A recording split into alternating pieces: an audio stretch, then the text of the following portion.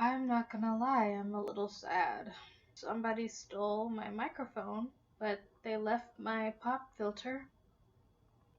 Like this, maybe. Guess we'll just keep it right here. The show must go on. I will find you, whoever took my microphone. That's $20 wasted. Damn Keats.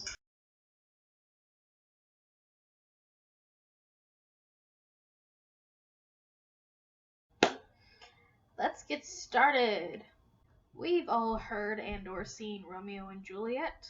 For centuries, we have praised Shakespeare's story about two spoiled rich kids from feuding families who just want to Netflix and chill forever. Because if that ain't love, then what is? Thanks to this, we have gotten stories like the Hatfields and the McCoys, Romeo and Juliet, the little animated movie with gnomes. It was actually rather cute. I enjoyed it. A lot of Elton John songs. The Twilight Saga, and of course its spin-off, 50 Shades of Grey, also known as Twilight Seattle.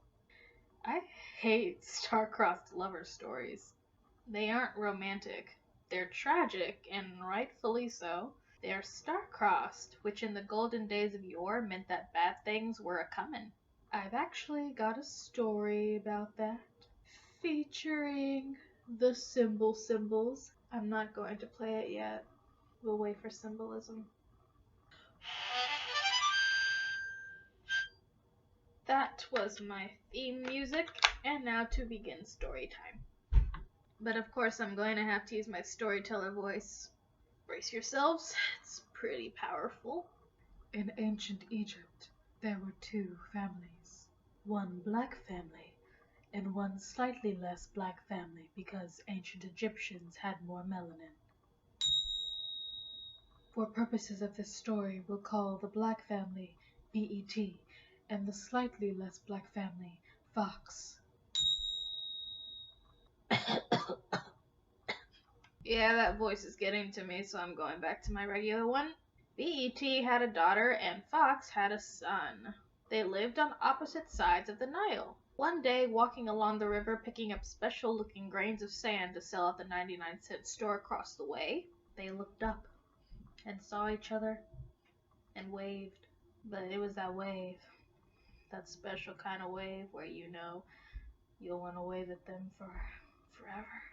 Now, they didn't know that their families were enemies, and neither did you before this point because, plot. The daughter of BET and the son of Fox wanted to meet, but the river was too wide for either of them to cross.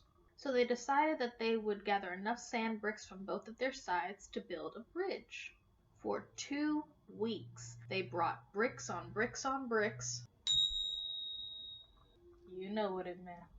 To build their passage of love. Unfortunately, neither of them thought that their families would notice the missing bricks. Of course, the families figured it out, and they went down to the Nile to look for their kids. They found them both putting the finishing bricks on the bridge, and they saw them race to the middle to share their hug of love. The families immediately ran to the center and started to argue with each other. Fox asked, what could the daughter of BET offer their son? BET asked what the son of Fox could offer their daughter. Now, brace yourself, here comes some subplot. Fox's sand bricks had more sand than brick. It was hurting their business. BET's bricks had more brick than sand. It was hurting their business. So BET and Fox did the thing that capitalism was built on, and decided to merge their brick businesses together and make one big monopoly of sand bricks called ABC. In conclusion, they didn't care very much that the two little rich kids were together. That bridge was the first real work either of them had ever done. They were thrilled. Moral of the story, make your bricks and get your money. God, I love that sound. In short, I hate Valentine's Day. I made up a story, but I got a 5-topping pizza out of it, so treat yourself.